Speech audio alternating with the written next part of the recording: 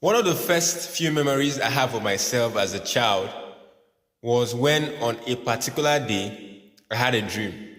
In that dream, someone told me, "You are going to die one day." And I woke up. I was so scared that I had to say it to my mom and my dad. And they reassured me that everything was all right. And they told me that indeed I was going to die one day. But at the time, it sounded very strange because I did not see that as a possibility.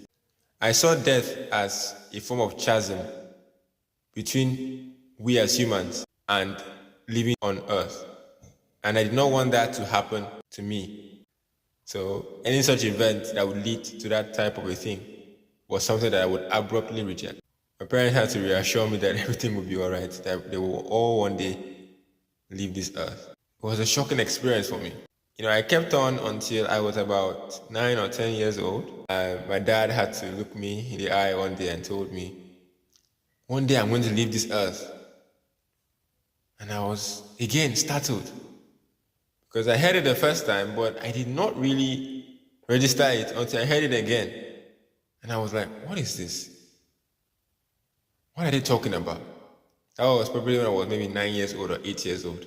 Still, the idea of death didn't really seem real to me. What I'm trying to say is, the fact that I'm able to remember the information that had to do with my dying one day and the emphasis of it for my dad some years after shows something. Memory. Human beings have the ability to remember things in three forms. We have short-term memory, we have long-term memory, and finally, we have working memory. There are other forms of categorizations, but these are the major three. Short-term memory is said to last for the range of 15 to 30 seconds. Someone tells you the person's name and you just keep it to yourself for the next 15 seconds and then it goes up. Or someone just says something in passing and then you keep it in your mind and then it leaves. It's transient in nature. Second one is working memory. This one helps you to remember things whenever you need them. For example, when you solve a particular mathematical problem, it registers somewhere in your brain.